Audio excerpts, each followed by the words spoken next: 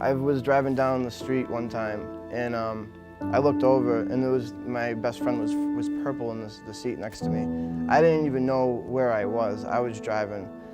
I somehow made it to the hospital. Like he ended up surviving. There's just been times when I've seen so many different people overdose. I've overdosed multiple times. There's been times that I definitely should have been dead. It's definitely scary. That's when you realize that it's no joke. When you see someone in your arms, it's like literally dying, and it's just right over here. It's not even we're over in a war or anything. It's like we're just killing ourselves almost, or the people selling it, or just the whole all around. But it's definitely scary.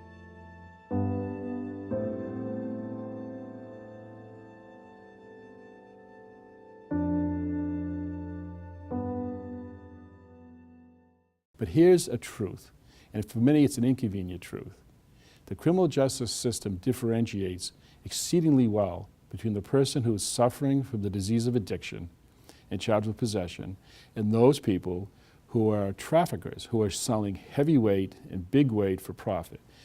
When I hear the word nonviolent drug dealer, it just doesn't make sense to me. This is a business that's a cash business. This is a business that's organized. This is a business that's there to protect itself, to protect its own lucrative dealings. And so violence occurs. And it's not just violence on violence. It's just not dealer against dealer, dealer against a user. It's violence that extends all across the community.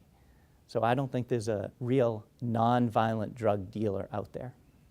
95% of the time, in my personal experience, when we do a search warrant on a home for drugs, there is either weapons in the house or evidence of a weapon. Up in the Lawrence area, several years ago, some of the troopers from our office, as well as our federal partners, prosecuted a group called the Jalaperos that were very involved in kidnapping other drug dealers and holding them for ransom and extorting money from their family members outside the area.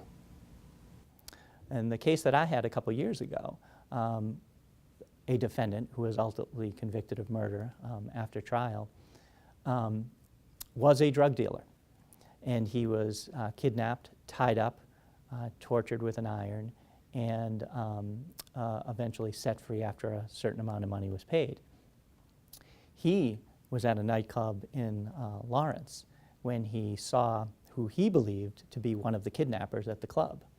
He then left, called his friends, came back with a handgun, opened fired in a crowd of 200 people in this club. He killed not only the person he thought was his kidnapper, but he also killed a young mother, a mother of a 2-year-old child who was shot in the head, who was there for a birthday party. He also shot a waitress through both legs, and she was seriously injured. This isn't happening out in some sort of make-believe drug land that we're living in. This is happening in our communities. When the violence occurs, it's happening in apartment buildings right next to good working families. When it happens on the street, it's happening in front of businesses that are legitimate, that are just trying to make a living, with families walking down the road and people driving to work. So this violence isn't drug dealer upon drug dealer. It's affecting everybody in the community. I really think we need to stop viewing this as a nonviolent offense, because we've lost more people to drug overdose deaths in the last year than probably gang violence in the state in the last 10 years. It's just been very, very devastating, almost to an entire generation. I think a drug trafficker is somebody who profits on other people's misery. They're peddling poison for profit. And I know a lot of people in today's day and age view drug traffickers or drug dealers as nonviolent offenders. My personal opinion is they're violent offenders.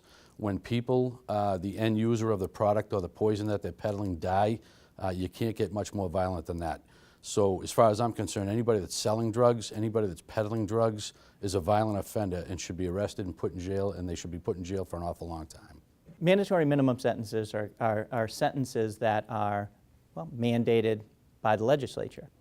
For instance, an assault and battery with a dangerous weapon is a felony, but it doesn't have a minimum mandatory sentence. So the judge has a discretion to give any sentence up to the maximum penalty allowed. He can give probation, or he can give up to maximum penalty of 10 years, which is the maximum penalty.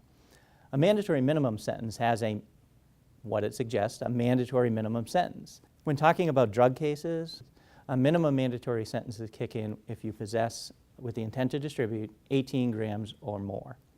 So if you have 17 grams of heroin, even if you're a dealer, but that's all you have, there are no mandatory minimum sentences.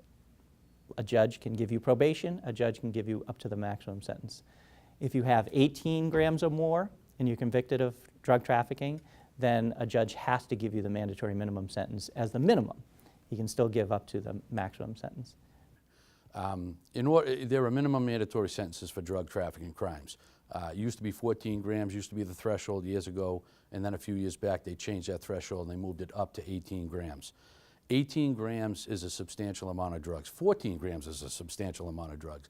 But 18 grams obviously is more than 14, but there are, in each gram, you could have up to 10 to 12 doses of heroin, if not more, in each gram. So just do the math. If you have 18 grams of heroin at 10 to 15 doses per gram, you got 180 to 250 doses in that 18 grams at least, which is quite a bit. Mandatory minimums are very, very useful for law enforcement when we are targeting the drug traffickers. They are aware of it, they're fearful of it.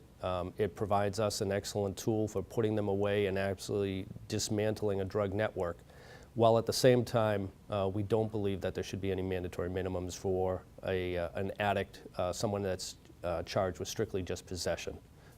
It just doesn't serve anyone's purpose. I think we all will acknowledge that they need treatment, they need help, and we just need to get them in the right place. The last 3 years, the statistics for fatal drug overdoses nationwide in Massachusetts and in Essex County has risen. Every year, sadly, we break the previous year's record for the number of lethal overdoses. And that's not even including the non-lethal overdoses, which require immediate assistance from law enforcement and first responders.